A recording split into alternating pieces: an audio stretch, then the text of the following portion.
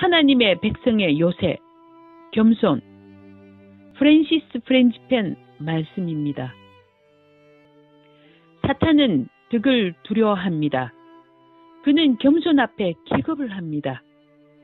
덕이라는 말은 영어로 virtue인데 사랑, 겸손, 온유, 친절 등 모든 선한 인격, 도덕적 요소들을 통칭하는 말입니다. 이 같은 성품이 내면화된 것은 의라고도 하고 외면의 태도에 나타난 것을 덕이라고도 부릅니다. 사탄은 겸손한 사람들을 보면 등골이 오싹하게 됩니다. 기독교인들이 겸손히 무릎을 꿇을 때 사단의 머리털은 곤두서게 됩니다. 왜냐하면 겸손은 하나님께 영혼을 바쳐드리는 것이기 때문입니다. 마귀는 온유한 자 앞에서 떨게 됩니다. 왜냐하면 사단은 한때 자유로이 드나들 수 있는 영역들에 이제는 주님이 그곳에 서 계시며 사단은 예수 그리스도 앞에서 기겁을 하게 되는 것입니다. 살다 보면 이게 나한테 죄가 될까 하는 애매모호한 영역이 있습니다. 또한 나만 잘못한 것이 아니고 상대방도 잘못했는데 다 혼자 다 뒤집어 쓸 수 없는 그런 면에 알쏭달쏭한 죄도 있습니다. 여러분은 예수께서 다음과 같이 가르치신 말씀을 기억하실 것입니다. 너를 고발하는 자와 함께 길에 있을 때에 급히 사하하라. 그 고발하는 자가 너를 재판관에게 내어주고 재판관이 옥리에게 내어주어 옥에 가둘까 염려하라. 진실로 내게 이르노니 내가 한 푼이라도 남김이 없이 다 갚기 전에는 결코 거기서 나오지 못하리라. 마태복음 5장 25절에서 26절 말씀입니다. 위 본문에 사화하라는 KJV 성경에 어그리라고 번역하고 있습니다. 어그리는 인정하라, 동의하라는 뜻인데 즉 고발하는 자가 고발할 때 내 말이 맞다라고 인정하라는 뜻이지요. 이 비유는 하나님께서 인간의 의를 어떻게 보시는가를 설명합니다. 이야기 속에 송사하는 자는 마귀이며 재판관은 하나님이십니다. 송사하는 자, 사단은 모든 이의 재판장이 되시는 하나님 앞에서 형제들을 참소하고 서 있습니다. 주님께서 우리가 깨닫기를 원하시는 진리는 우리가 우리 자신의 의를 기초로 하나님께 나아갈 때 우리를 고발하는 자는 우리를 옥에 던져 넣으라고 하는 합법적인 근거를 항상 갖게 될 것이라는 점입니다. 왜냐하면 우리의 의란 더러운 옷 같기 때문입니다. 예수께서 고발하는 자와 급히 합의하라고 말씀하실 때 이는 마귀의 뜻에 따르라는 뜻이 아닙니다. 주님이 말씀하시는 바는 사단이 어떤 죄와 결점을 들어 여러분을 참소할 때 마귀의 참소가 조금밖에 맞지 않는다라고 할지라도 여러분이 불의하다는 그의 말에 인정하는 것이 유익하다는 것입니다. 만약 그가 여러분이 부정하다거나 사랑하지 않고 기도를 충분히 하지 않는다고 비난하면 그가 맞다고 하는 것입니다. 중요한 것은 여러분 자신의 의를 내려놓고 마귀와 다투지 말라는 것입니다. 왜냐하면 하나님 앞에서 여러분의 의는 용납될 수 없기 때문입니다. 아무리 변명하며 자신을 정당화시켜 볼지라도 종종 마귀의 참소 가운데는 얼마간의 진리가 들어있음을 우리는 속으로 알고 있습니다. 우리의 구원은 우리가 무엇을 행하느냐가 아니요 예수님이 우리에게 어떤 분이 되시는가에 기초합니다. 그리스도 자신이 우리의 의가 되십니다. 우리는 믿음으로 의롭다 하심을 얻었습니다. 우리가 하나님으로 더불어 누리는 화평은 우리 주 예수 그리스도로 말미암아 왔습니다.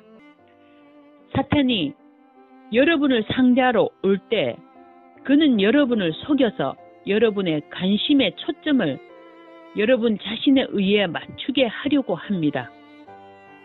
우리가 오직 예수만이 우리의 의가 되심을 깨달으면 깨달을수록 송사하는 자가 우리의 부족함을 있는 곳을 섭격해 오는 일을 못하게 될 것입니다.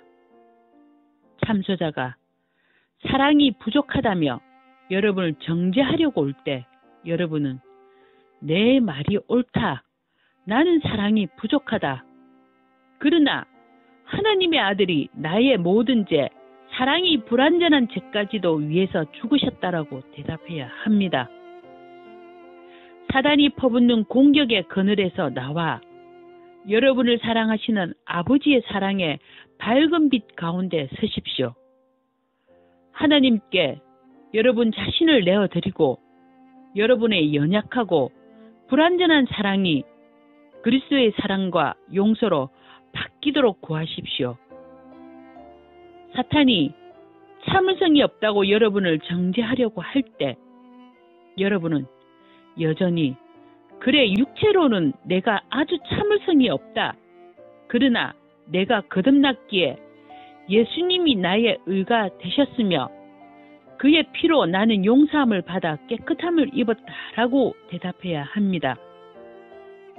다시 하나님께 나아가십시오.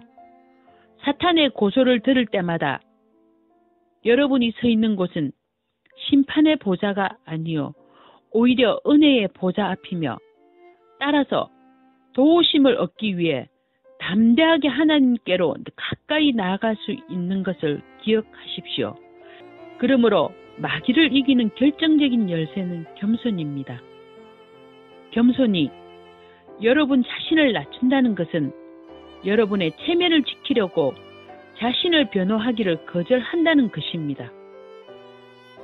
옛 본성을 따라서는 우리가 부패했고 죄투성이임을 사실입니다. 그러나 우리는 그리스도의 형상으로 지으심을 받은 새로운 성품을 지녔습니다.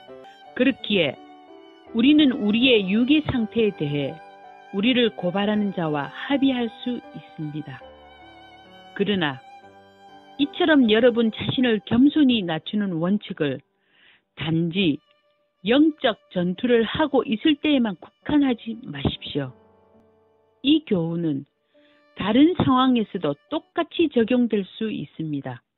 겸손은 여러분의 영혼을 영적 방어진으로 둘러싸아 다툼과 경쟁심, 또 삶 가운데서 짜증나게 하는 많은 일들이 여러분의 평안을 빼앗아가지 못하도록 막아주는 힘이 있습니다. 이를 실천하기가 기막히기 좋은 데가 여러분의 가족과 갖는 관계성입니다. 남편들은 아내로부터 감정이 둔하다는 비난을 들을 수가 있습니다. 이에 대해 육신적으로 반응하면 부부 사이의 대화가 쉽사리 싸움으로 확대될 수가 있습니다. 다른 대화는 단순히 겸손하게 자신을 낮추고 아내의 말에 그렇다고 동의하는 것입니다. 여러분이 둔감했다는 것이 아마도 사실일 것입니다. 그런 다음 함께 하나님께 보다 다정한 사랑을 구하십시오. 아내들은 아마도 남편으로부터 자신이 직장에서 얼마나 시달리는지 아내가 이해하지 못한다고 비난하는 말을 들을 것입니다. 그가 하는 말이 거의 틀림없이 맞을 것입니다. 여러분은 남편이 당하는 일들을 알지 못하는 것입니다. 남편의 비난에 역습으로 반응하는 대신에 겸손히 자신을 낮추고 남편의 말에 동의하십시오. 함께 기도로서 하나님께서 여러분에게 이해심을 주시도록 구하십시오. 마음이 겸손하여 있으면 우리는 하나님으로부터 풍성한 은혜를 받을 것이며 사탄은 많은 전선에서 무장해제를 당할 것입니다. 기억하십시오. 사탄은 덕을 두려워합니다.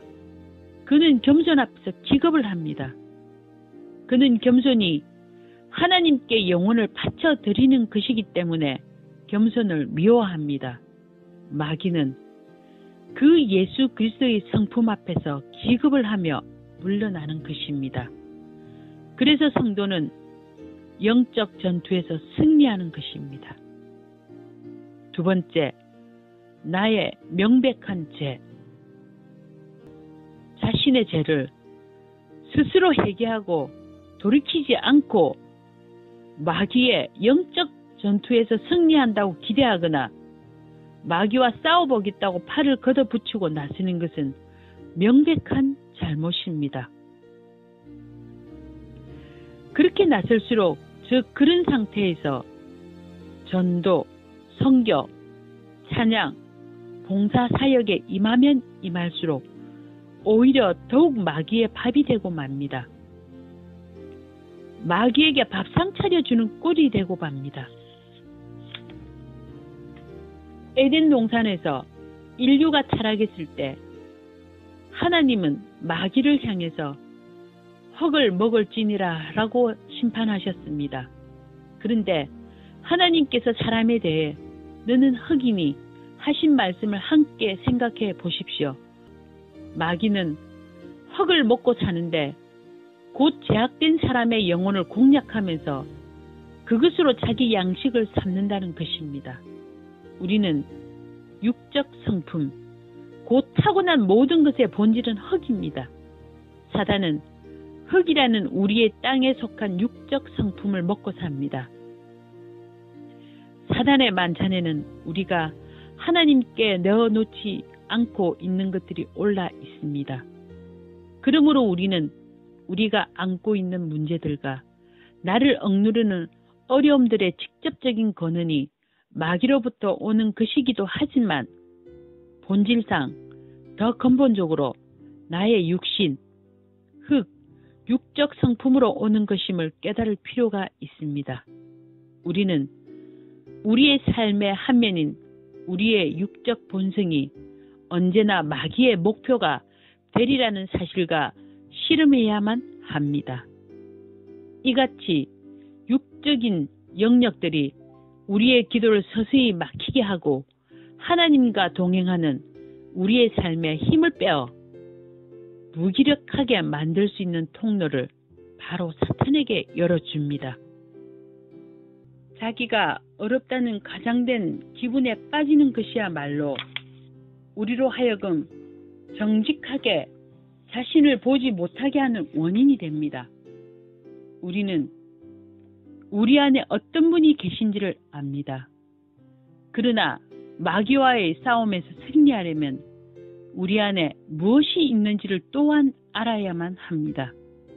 그러므로 하나님께 순복할 때 구체적으로 그렇게 하십시오. 여러분의 죄와 허물을 합리화하지 마십시오. 예수 그리스도의 희생 제물은 온전한 은혜의 피난처가 되며 모든 사람으로 정직하게 자신의 부족함을 볼 수 있게 합니다. 따라서 하나님 앞에서 정직하십시오. 그는 여러분의 죄에 놀라거나 충격을 받으실 분이 아니십니다. 하나님은 여러분의 내면에 죄가 가득했을 때에도 끊임없이 여러분을 사랑하셨습니다.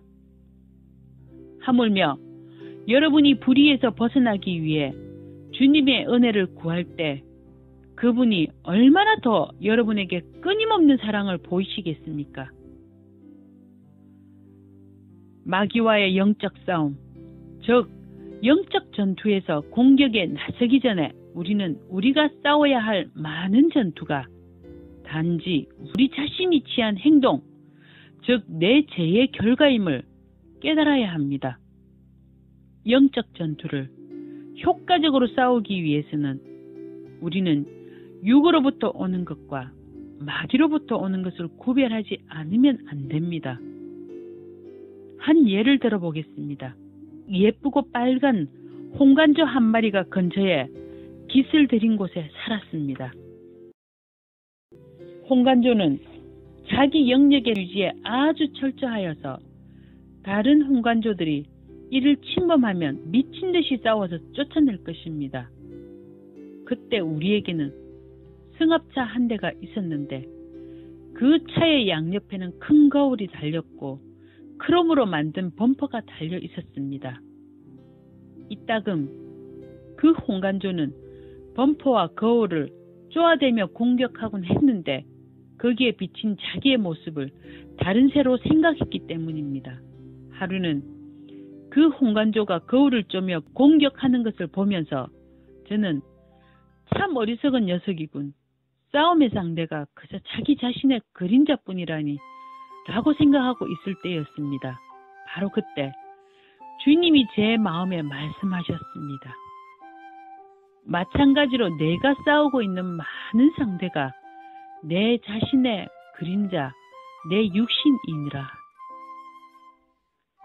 마귀와 싸우기 이전에 자신과 싸워야 하고 자신의 죄와 싸워야 한다는 뜻입니다.